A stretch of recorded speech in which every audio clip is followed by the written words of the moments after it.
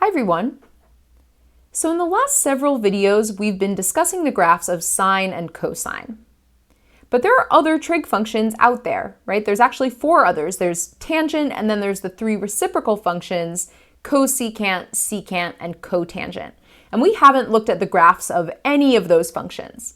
So that's really the goal of this video, is to look at the graphs of the remaining four trigonometric functions. You might notice, that we're only spending one video on these other functions, whereas we spent 4 videos just talking about sine and cosine. And really the reason for that is that just in general, sine and cosine, those really are the two most important trig functions. All of the other trig functions can be defined in terms of sine and cosine. They're really kind of the building blocks of every other trig function. And in terms of the graphs, the graphs are also probably the two most important graphs to know.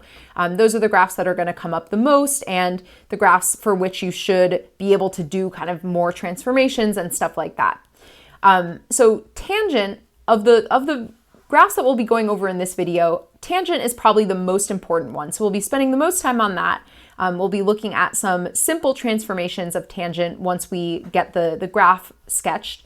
And then for the remainder of the video, we'll talk about the reciprocal trig functions, which really just aren't as important in terms of the graphs. So I don't necessarily expect for you to come away from this video feeling super familiar with the graphs of the reciprocal trig functions. It's more that I just want you to kind of see them and understand why the graphs look the way they do, so that in the future, if you need to sketch the graph, you can do so.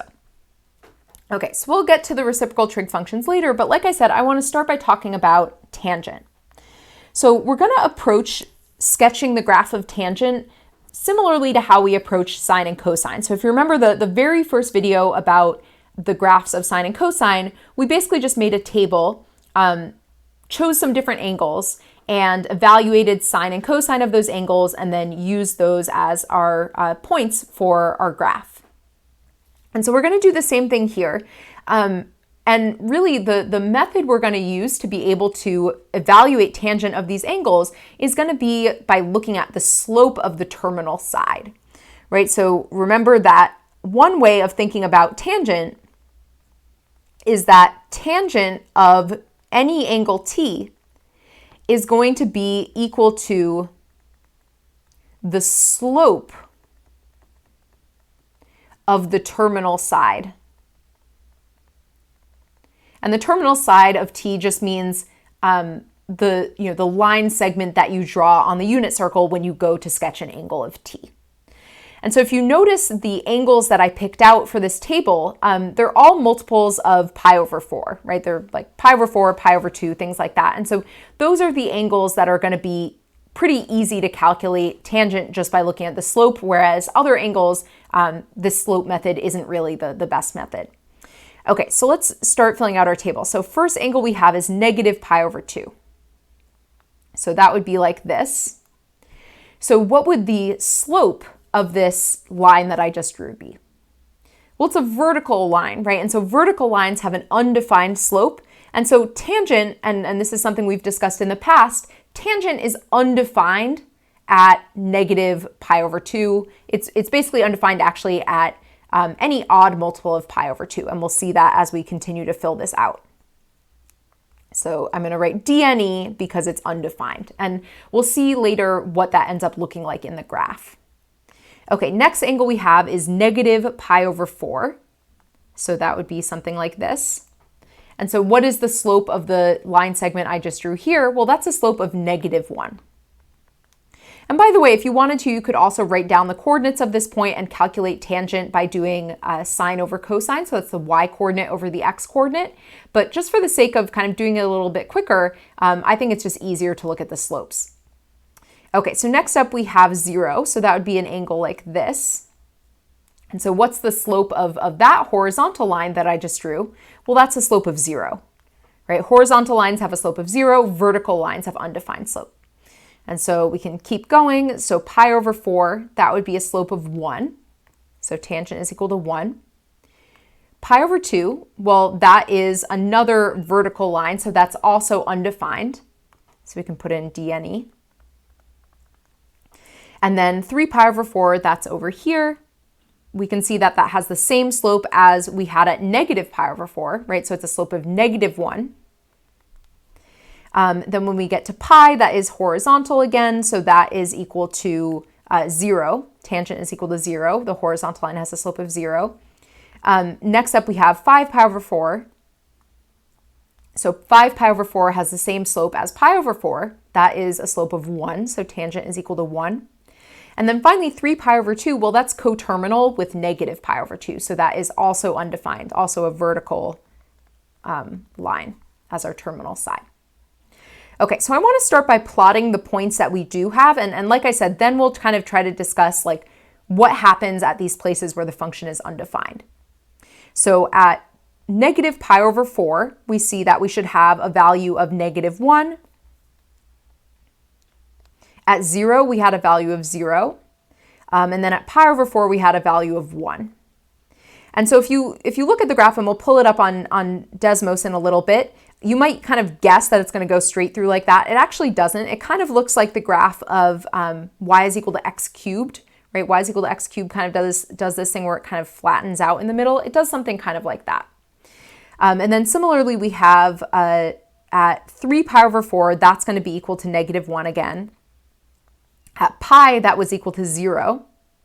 And at 5 pi over 4, that was equal to 1 again. And again, just trust me that it kind of has a shape like this, and we'll see that on Desmos in a little bit. Okay, so the next question is, what happens at these places where the function is undefined? Like, how can we kind of figure out what happens when the function's undefined? We can't just plug in pi over 2 or 3 pi over 2 or negative pi over 2 because it's undefined there, right? So that doesn't work. So what we can do is basically plug in some numbers that are close to negative pi over 2 or pi over 2 or 3 pi over 2. And you could use a calculator for that. You could go into a calculator and type in, tangent of, maybe like 1.4, right? Because pi over 2 is about 1.5, so 1.4 would be very close to pi over 2. But really, we can actually figure this out using the slope idea as well. So maybe let's start by talking about what happens when you have an angle that is close to pi over 2. So I'm going to sketch an example of an angle that is close to pi over 2, something like that. So how would you describe the slope of that line I just drew? Does it have a small slope? Does it have a large slope? Like basically, is it a steep or not a steep line? Well, it's steep, right? And a steep line, if it's a positive slope, it's going to be a big positive slope, right? The steeper the line, if it has a positive slope, the bigger that number is going to be. So what happens if I try to do an angle even closer to pi over 2, like somewhere like here? Is that steeper or less steep? Well, it's steeper, right? So that's actually a bigger slope. Or if I do an angle here, that's going to be even bigger. And so my point here is that basically as t approaches pi over 2. So as we look at angles, so t, again, remember that represents the angle. As you plug in angles or kind of investigate angles that are closer and closer to pi over 2, the slope gets larger and larger. So you might have something like a slope of 10 or 20 or 100. If you have a really, really steep slope, that's like close to vertical, right? And so you can imagine that the closer you make these lines to being vertical, the bigger their slope is going to be. And so what is that going to look like in the graph? Well, as we plug in numbers that are getting closer and closer to pi over 2, the values of tangent are going to go up and up and up and up. So this is going to create a feature in the graph that you have hopefully learned about in 141, which is called a vertical asymptote, right? So a vertical asymptote is a feature that some graphs have where the function is undefined at a specific x value, and the function kind of traces along a vertical line at that x value where it's undefined, and it either goes up and up and up or down and down and down. So at negative pi over 2, let's see what happens. So if you go to negative pi over 2, now you're looking at angles like this and this and this. So they're really steep, but this time the slope is negative, right? The slopes of these lines I just drew is negative. And so that means that as t approaches negative pi over 2, the slope is going to get smaller and smaller. And, smaller might not sound like the right word, but remember, the more negative a number is, the smaller it is, right? Negative 100 is smaller than negative 10. So imagine that these lines have slopes of like negative 10, negative 100, negative 1,000. That's what I mean by smaller and smaller. And so what that means is that on this part of the graph now, as we're going closer to negative pi over 2, the graph is going to go down and down and down. Right? We're going to have things like tangent is equal to negative 10, tangent is equal to negative 100. That's going to make the graph go down and down and down. It's never going to touch a value of negative pi over 2, right? Because the function is undefined at negative pi over 2. And then basically you'll see the same thing happening if you look at this other part of the graph. So this would now be approaching pi over 2 from this side. So looking at angles that were like over here. So if you had angles that were just a little bit bigger than pi over 2, well, those are going to be also negative slopes. And so that's why if we look back at our graph, that the graph is going to go down to the right side of pi over 2. And then similarly at 3 pi over 2, that's coterminal with negative pi over 2. And then if you're looking at numbers that are less than 3 pi over 2, that would be looking at angles like here. And that's going to be a big positive slope. And so the graph is going to go up and up and up. So let me put those vertical asymptotes in here. So we have vertical asymptotes at negative pi over 2 and pi over 2. I'm actually going to use a different color so that these stand out a little more. So we have vertical asymptote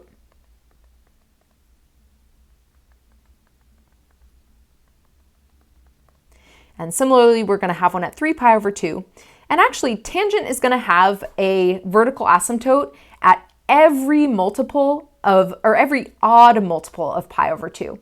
Basically, at any angle that is coterminal with negative pi over 2 or pi over 2. So why is that? How can we know for sure that it's always going to have a vertical asymptote at any angle that is coterminal with negative pi over 2 and pi over 2? Well, because those are these 2 points on the unit circle, right? Any angle that's coterminal with negative pi over 2 or pi over 2 is going to have an undefined tangent value. And so that's why we're going to have a vertical asymptote at every odd multiple of pi over 2. And so just like the graphs of sine and cosine, tangent is also a periodic function.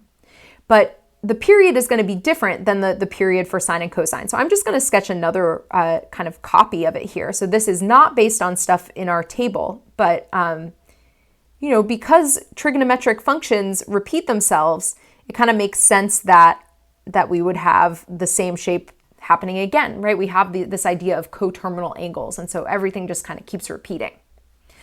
Okay, so what is the period in this case? How long is one of these kind of single cycles? Well, notice it goes from, let's maybe look at the one in the middle. It goes from negative pi over 2 to pi over 2. And so what is the length of that cycle? Well, that would be pi, right? Or maybe you could look at from pi over 2 to 3 pi over 2. The difference between those two numbers is pi. So every cycle has a length of pi. And let me also label up here. So I'm going to use VA. This represents vertical asymptote. So on the next page, we're going to kind of summarize some more information about tangent, but basically the 2 things I want to point out right now are that it has vertical asymptotes at these odd multiples of pi over 2, and that its period is pi. And then one other thing, so just like with sine and cosine, you don't want to have to be bothered with plotting every single point when you go and sketch the graph. Similarly with this, what I would just focus on is these 3 points, right? You can pretty easily figure out that at negative pi over 4, the value should be -1. At 0, it should be 0. At pi over 4, it should be 1. And then just remember where the vertical asymptotes are, and then you can kind of just fill the shape out in between. And then if you know that the period is pi, you just kind of repeat that same shape over and over, however many times you need to. So you don't need to plot like a gajillion points. You can really just plot 3 points and then use your knowledge of the vertical asymptotes and the period to fill out more as needed. Okay, so I want to now summarize some information about the graph of tangent kind of as compared to sine and cosine. So sine and cosine, we learned that the domain of those two functions, maybe actually pause and see if you can remember what's the domain and range for sine and cosine. So the domain is all real numbers, right? Negative infinity to positive infinity. And the reason for that is because there's no angle that is going to give you a problem when you're evaluating sine and cosine, right? Any number can be interpreted as an angle in radians, and then you can just go to that angle on the unit circle and there will be some terminal point for that angle. And the x and y coordinate will always exist. Nothing is going to go wrong when you're evaluating sine and cosine. So the domain is all real numbers. Okay, what about the range for sine and cosine? Well, sine and cosine, the range is from -1 to 1. And so we can see that in the graph because the graphs of sine and cosine are kind of stuck between heights of -1 and 1, right? They never go any taller or smaller than those heights. And then we've talked about it in terms of the unit circle as, well, sine and cosine come from the x and y coordinates on the unit circle, and those coordinates are never going to exceed 1 or be less than -1. Okay, what about for tangent? So what is the domain of tangent? Maybe let's look back at the graph and see if we can use that to figure out what the domain looks like. Well, the domain is not going to include all of these places where we have vertical asymptotes, right? Because the whole reason that we have the vertical asymptote is that the function is undefined there. And so the domain is going to be all real numbers except for those odd multiples of pi over 2. And so I'm just going to write that in words. It would be actually a little tricky to write that using interval notation. So I'm just going to say all real numbers except odd multiples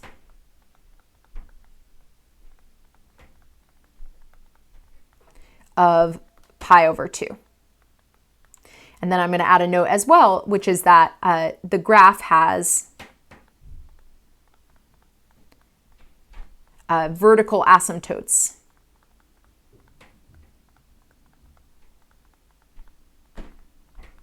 at these values. So at all of these odd multiples of pi over 2 where the function is undefined, we're going to have vertical asymptotes. Okay, what about the range of tangent?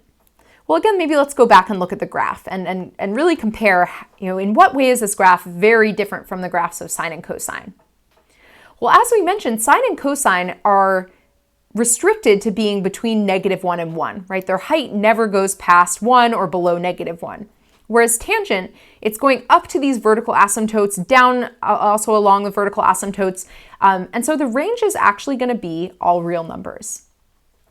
And one way to kind of think about that is if you go back to this idea of slope, we can see that we can get really, really big slopes by taking angles that are close to pi over 2, right? If you take an angle that's very close to pi over 2, the value of tangent is going to be really, really big.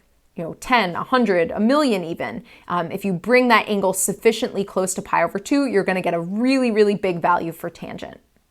And then similarly, if you do the same thing, but with a negative slope, so somewhere like at negative pi over 2, for example, you can get these really small negative numbers, -100, -1,000, -1,000,000. And so really all numbers are covered as outputs of tangent. And so the range is going to be -infinity to infinity.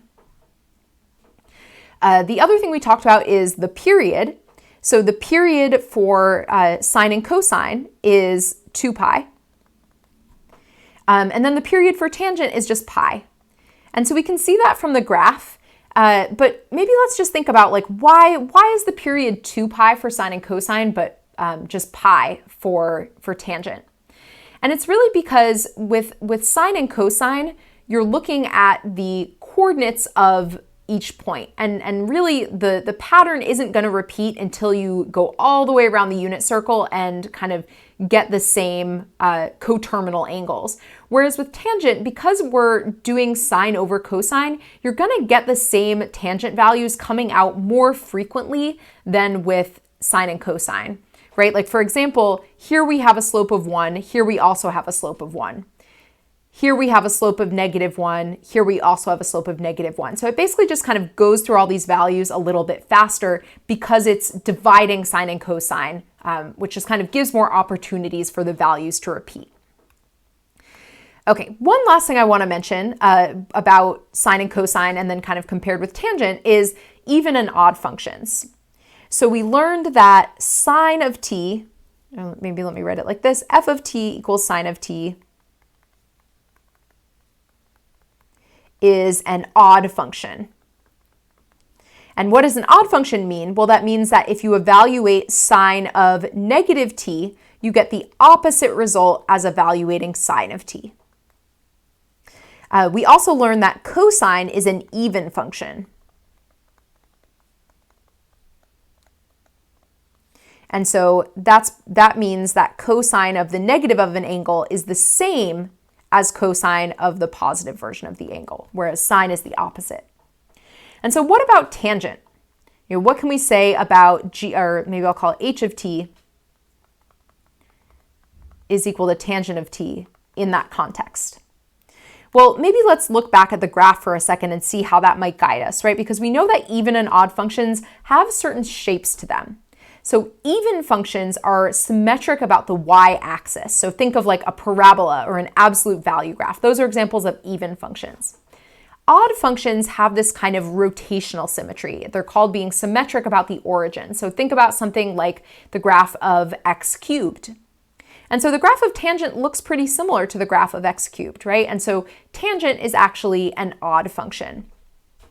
And we actually talked about this a little bit. I can't remember exactly when, but there's a few ways to think about it. I think maybe the easiest way to think about it is that tangent is defined in terms of sine and cosine, right? And so if you're evaluating tangent of -t, so h of, or actually let me write it like this, tangent of -t, well, that would be equal to sine of -t over cosine of -t. And then because sine is odd but cosine is even, that's going to leave you with an extra negative sign. And so it's going to come out to be negative tangent of t. So that shows us that tangent is an odd function. Okay, so let's do a little bit of practice with kind of making use of some of the things that we just wrote down. So for example, suppose that we know that tangent is equal to -7/5. Let's try to figure out the following information. So first thing is asking us to evaluate tangent of -theta. So we just discussed that tangent is an odd function, right? And so that means that tangent of -theta should be the opposite value of tangent of theta. And so we know that tangent of theta is -7/5, and so that means we're going to get the opposite value of -7/5, which is +7/5. So by knowing that tangent is an odd function, that enables us to, if we know the value of tangent of an angle, we can find tangent of the opposite of that angle. Okay, so next up we have tangent of theta plus pi. So remember that tangent is a periodic function, right? And that means it repeats its values with a certain kind of pattern. And so for tangent, it repeats its values every pi. And so that means that theta plus pi is going to have the same value of tangent as just theta did. And so tangent of theta plus pi, because the period of tangent is pi, that's going to be the same as just tangent of theta. And so tangent of theta we know is -7/5. Okay, so next up we have tangent of theta minus 7 pi. So same idea, right? We know that tangent has a period of pi, so that means that theta plus or minus any multiple of pi is going to give you the same value as just tangent of your original angle. And so again, it's going to be -7/5.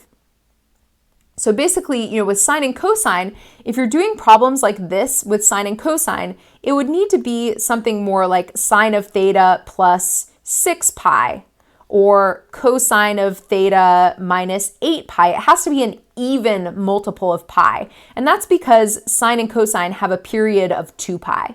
But because tangent has a period of just pi, you can find tangent of theta plus any multiple of pi. It doesn't need to be an even multiple of pi like with sine and cosine. Okay, so next thing I want to do with tangent is sketch a few simple transformations. So we're not going nearly as into depth with transformations as we did with sine and cosine. We just want to do a few, like basically just transformations where you're doing kind of one change at a time rather than trying to combine a whole bunch of different changes. All right, so the first one we're looking at is asking us to sketch the graph of tangent of 1/2 of t. So transformations are going to work the same way they did for any transformation, where we want to look at what kind of changes are happening to the formula and then interpret those as changes in the graph. So what happens when you multiply the input of a function with a number? Well, that's going to be a stretch or compression. But remember that with horizontal stretches and compressions, you have to take the reciprocal. So this is going to be a horizontal stretch by 2. And so before we go and sketch our graph, we probably want to figure out what the new period is, right? The original graph had a period of pi. And so what's the period going to be if we stretch it horizontally by 2? Well, it should be 2 pi. And really, you can figure that out in a similar way to what we did with sine and cosine. So remember with sine and cosine, we did 2 pi divided by whatever number you have here. Well, that was because 2 pi was the original period. This time, pi is the original period. So we can just do pi divided by that number. So pi divided by 1/2.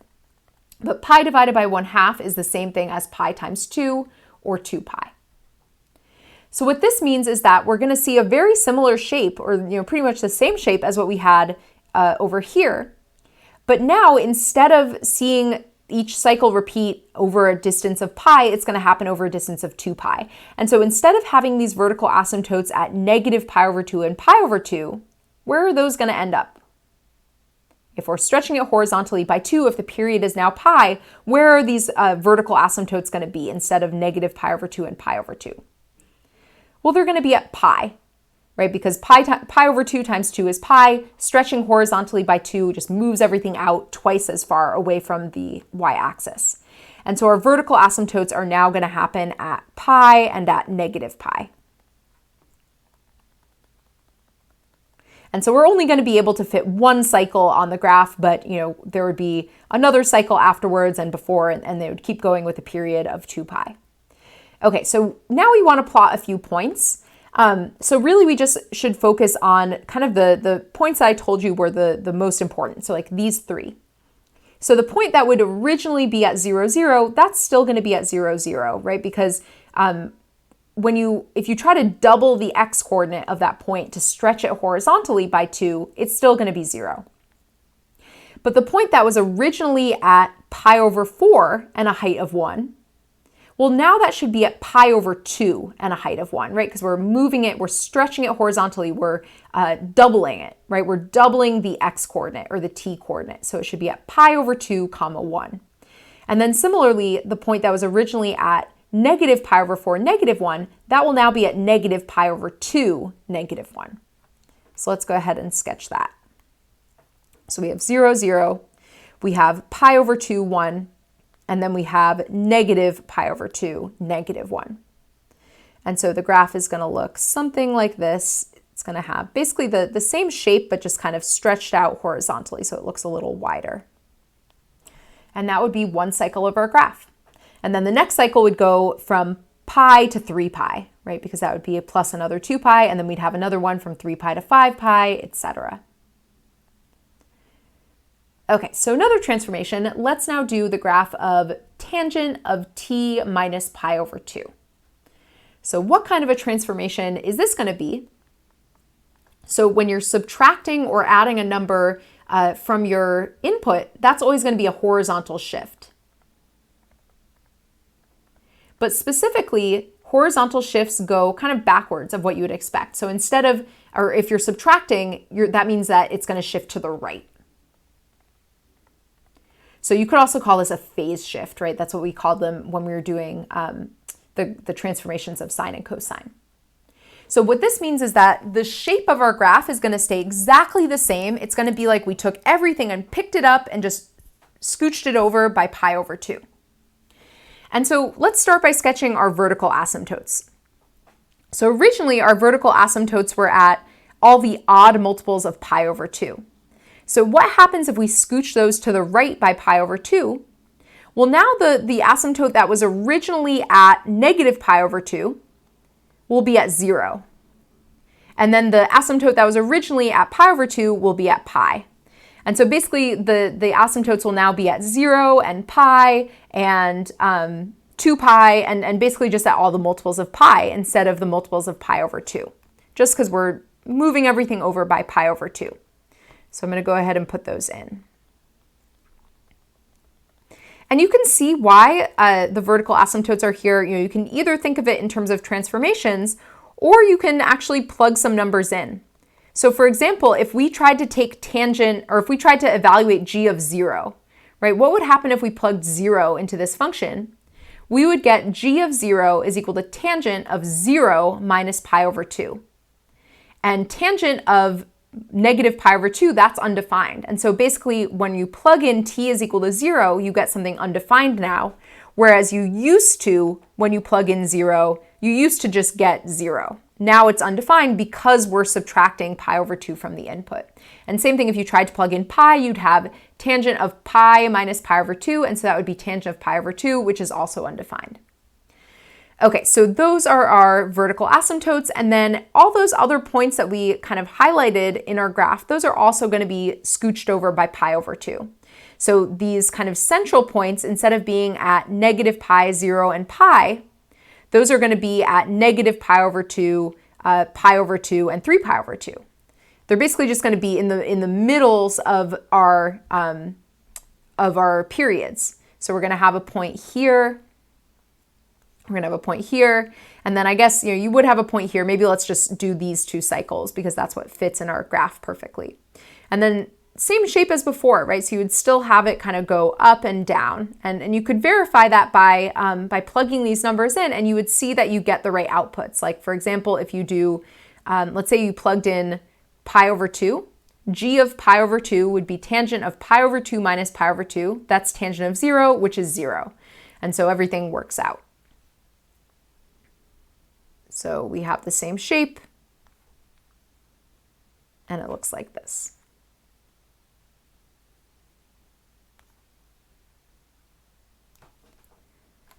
Okay, one more transformation.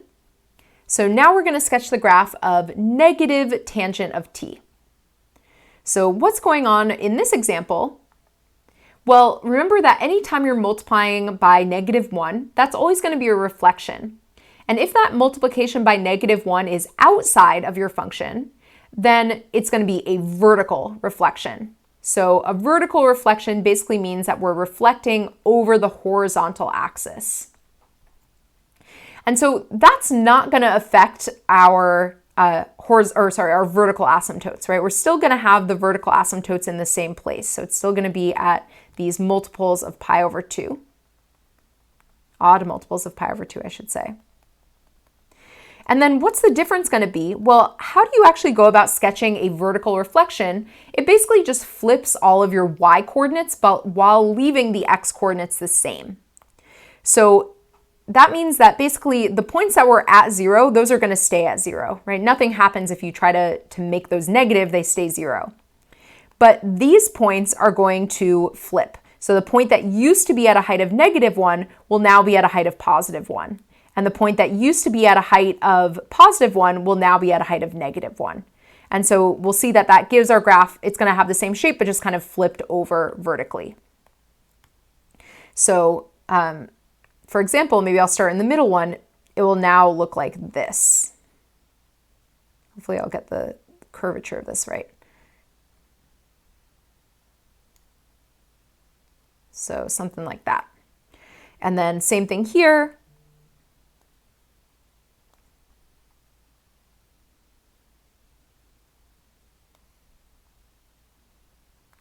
And here.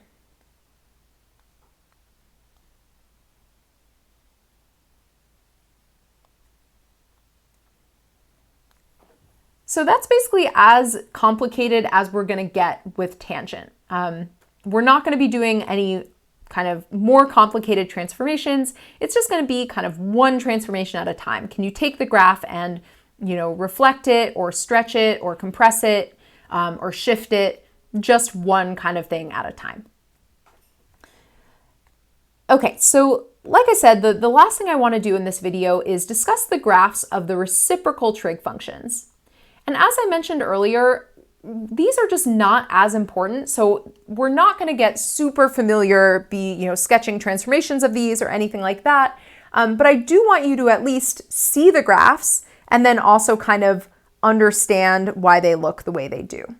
So the first thing that we need to observe is, how do we define the reciprocal trig functions? Well, we define them in terms of the other trig functions, right? So recall that basically cosecant of t can be written as 1 over sine of t. Secant of t can be written as 1 over cosine of t. And cotangent of t can be written as 1 over tangent of t. So what this means is that to sketch their graphs, we can basically look at the graphs of sine, cosine, and tangent and kind of do 1 divided by the y-coordinates of those graphs. I know that probably sounds confusing. I'm going to write it down and then we'll do an example, and I think it will become clearer what I mean. So let me kind of try to summarize what I'm saying here. So this means that we can sketch the graphs of the reciprocal trig functions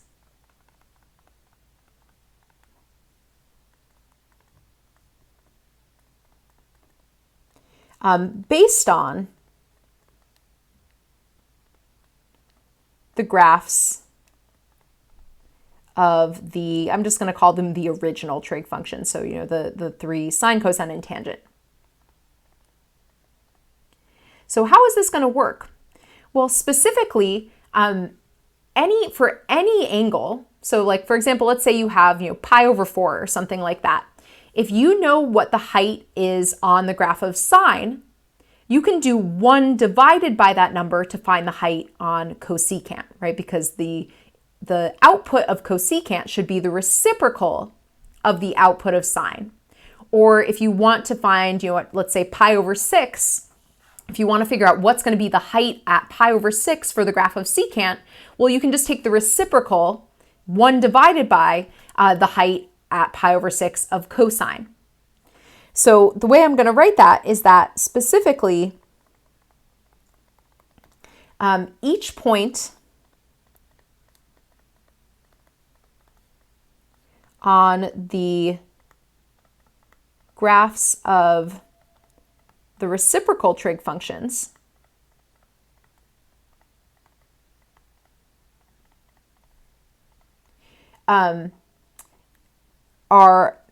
each point is of the form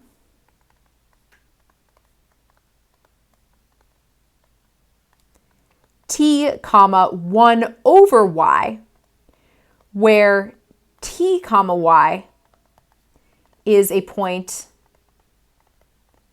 on the corresponding original trig function. I know that probably sounds a little complicated and confusing, but basically all I'm saying here is if you have a point on your original, let's say on the graph of sine. So for example, let's say on sine you have pi over 6, 1/2, right? That would be a point that lies on the graph of sine, pi over 6, 1/2. Well, that means that the inverse, or sorry, not the inverse, the reciprocal trig function cosecant, that's going to contain the point pi over 6 comma 2, right? Because 2 is the reciprocal of 1/2. So all I'm saying here is that if you look at the same angle, the y-coordinates on the reciprocal trig functions will be reciprocals of each other. And that makes sense, right? Because the reciprocal trig functions are the reciprocals of the original trig functions. So there's a little bit more I want to add to this, but let's actually look at an example because I think that will help you see what I mean here. So right here I have the graph of sine graphed, right? So this is f of t is equal to sine of t. And so what I want to do is use this graph to roughly sketch the shape of cosecant. It doesn't need to be perfect. I just want to get a vague sense of what this graph is going to look like. And so the way I want to approach this is by focusing on the places where sine is equal to either 1, -1, or 0. So for example, maybe let's look at this point at pi over 2. So the graph of sine contains the point pi over 2 comma 1. And so what point should the graph of cosecant contain? Well, the y-coordinate should be the reciprocal of 1, right? Because cosecant is the reciprocal of sine. And so what is the reciprocal of 1? Well, it's still 1. And so what that means is that cosecant is actually going to share a point with sine. It's going to also go through the point pi over 2, 1. And then similarly, if we go to a point where sine has an output of -1, so for example, this point here, so sine has an output of -1, meaning that sine of negative pi over 2 is equal to -1. And so what is the value of cosecant going to be at that point? Well, it's going to be the reciprocal of -1. And so what is the reciprocal of -1? It's also -1. And so the graph of cosecant is going to share all of these same points where sine is equal to 1 or -1, basically just because the reciprocal of 1 is 1 and the reciprocal of -1 is -1. Okay, so what is going to happen at the places where the graph of sine is equal to 0? So this is actually what I think is kind of the most important thing to understand about these reciprocal graphs. So the graph of sine passes through a height of 0 a lot, right? There's all these different angles for which sine is equal to 0. So what is going to be the value of cosecant at these angles when sine is equal to 0? Maybe pause the video and think about that, because that's really, like I said, I think that's the most important thing to understand about these reciprocal graphs. So again, the question is, when sine is equal to 0, when sine has an output of 0, what is the output of cosecant going to be at those angles? Well, when sine is equal to 0, what is the reciprocal of 0? That would be 1 over 0, which is undefined. And so what that means is that at all the places where sine is equal to 0, cosecant is going to have a vertical asymptote. Right? Because if you try to take the reciprocal, if you try to do 1 over 0, you get something undefined. And so whenever sine is equal to 0, cosecant is going to be undefined and it's going to have a vertical asymptote. And so what does the rest of the graph look like? Well, you could go through and take some more reciprocals. Like one thing we mentioned is that, for example, when sine is equal to 1/2, so that would be like somewhere like here. When sine is equal to 1/2, cosecant should be equal to 2, right? Because the reciprocal of 1/2 is 2. And you could kind of go through and find some more points like that, but I'm not going to be too picky about that. Really, what I want you to just know is the graph kind of goes up like this. It has kind of a U shape. So it has these U's that go along our vertical asymptotes, and then same thing with these negative parts, but they go down. So as I said, I don't expect you to like memorize this graph or anything like that. What I do want you to know is that this graph has vertical asymptotes, and I want you to be able to figure out where those vertical asymptotes are and kind of understand why the graph has its vertical asymptotes at the same places that the graph of sine has its horizontal intercepts, right? It has a height of 0.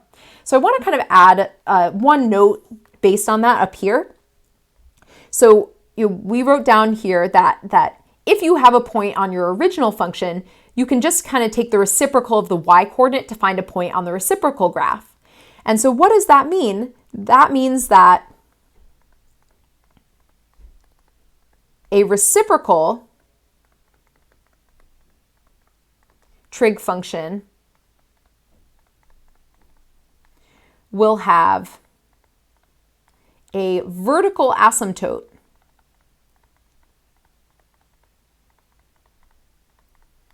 at all t values where its corresponding trig function, so the non-reciprocal one,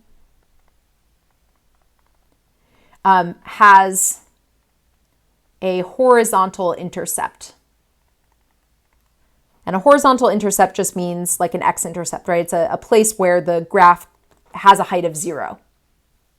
And then there's a little more that can be said, right? We can see that, for example, when sine is positive, so all of these parts of the graph of sine that lie above the horizontal axis, well, cosecant is also going to be positive. And that's because the reciprocal of a positive number is also positive.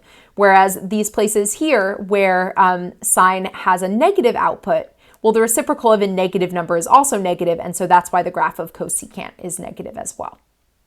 So that's what the graph of cosecant looks like. And let me actually pull this up on Desmos. I forgot, I meant to show earlier. So by the way, here is tangent. Let me pull that up.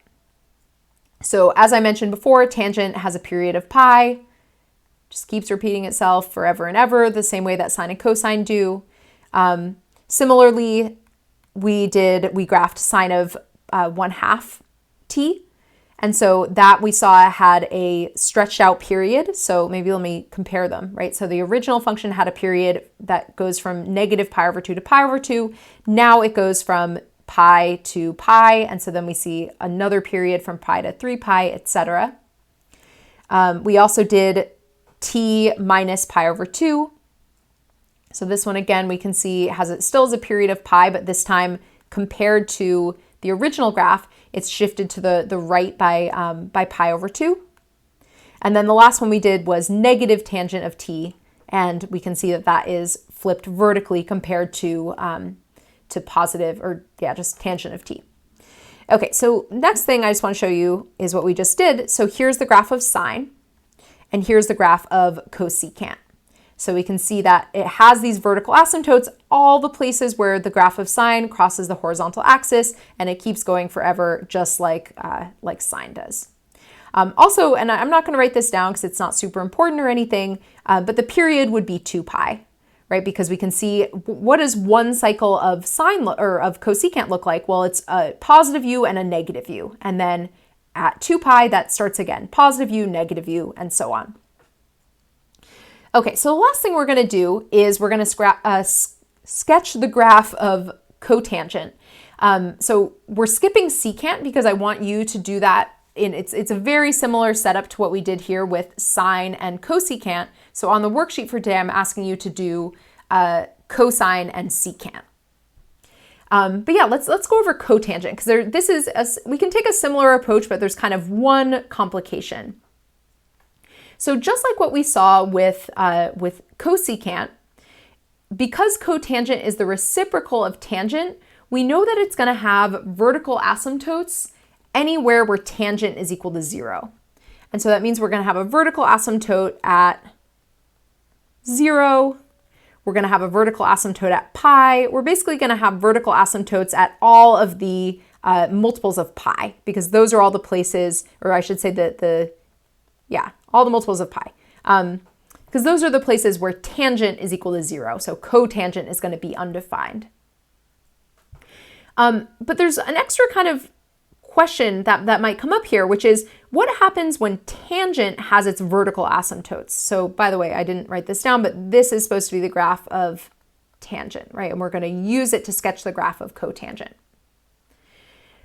So what is going to happen when tangent has a vertical asymptote? It's not really clear. We can't just kind of take the reciprocal of that. So let's actually just look at the unit circle and try to figure out what is the value of cotangent at these places where tangent is undefined. So what is an example of a place where tangent has a vertical asymptote? Well, that would be something like pi over 2 or negative pi over 2, right? So maybe let's go to those two angles. So if we go to pi over 2, the coordinates of this point are 0, 1. And so the way we would calculate tangent is by doing the y coordinate over the x coordinate, right? Which would be 1 over 0, which is undefined. So how do we calculate cotangent? Well, that would be 0 over 1 instead. And so 0 over 1 is just 0. And then similarly, at an angle of negative pi over 2, we would have coordinates of 0, negative 1. And so that's another angle where tangent is undefined. But if we find cotangent, that would be 0 over negative 1, which is just 0. And so long story short, cotangent is going to have horizontal intercepts. It's going to equal 0 at the places where tangent has a vertical asymptote. So basically, we're kind of swapping vertical asymptotes and horizontal intercepts, right? So the horizontal intercepts of tangent ended up being vertical asymptotes in cotangent and vice versa. And really the reason for that, again, is that because they're reciprocals, right? So if you do something like 0 over 1, that's okay, but 1 over 0 is not. And so same thing would happen looking at these two angles. In that case, cotangent would be undefined, but tangent would be defined because you're switching the order that you're dividing those coordinates. Okay, and then how is the rest of the graph going to be? Well, again, we can use this idea of taking the reciprocal, right? So for example, tangent has a point that is at a height of 1 here. So what's the reciprocal of 1? Well, it's still 1. And tangent has a height of negative 1 here. The reciprocal of negative 1 is also negative 1. And then same thing here and here. And so basically it has the same shape as tangent, but kind of reflected the other way. Reflected, you could actually see it as either a vertical or a horizontal reflection, but it's reflected and then it's also shifted, right? It doesn't, the periods are still pi, but the cycles start and end at different places. Just to be really clear, by the way, the graph of cotangent is just what I drew in purple, right? It's not like you have to draw both of them. It's just that we're using the graph of tangent to help us draw the graph of cotangent. It's kind of like the graph of tangent is like scaffolding to help us sketch that graph of cotangent. And then similarly here, the graph of cosecant is not this whole picture. It's just the part I sketched in blue. So going back to Desmos, here I had sine and cosecant. If I take sine away, this is what the graph of cosecant actually looks like on its own. And then similarly here I have the graph of tangent and cotangent. And so this is the two of them together. Again, we can see that wherever one of them has a horizontal intercept, the other one has a vertical asymptote. And then we can also see that if we take away tangent, we can see what the shape of cotangent kind of looks like on its own. All right, so that is it for this video. Like I said, please look at the worksheet so you can practice with sketching the graph of secant.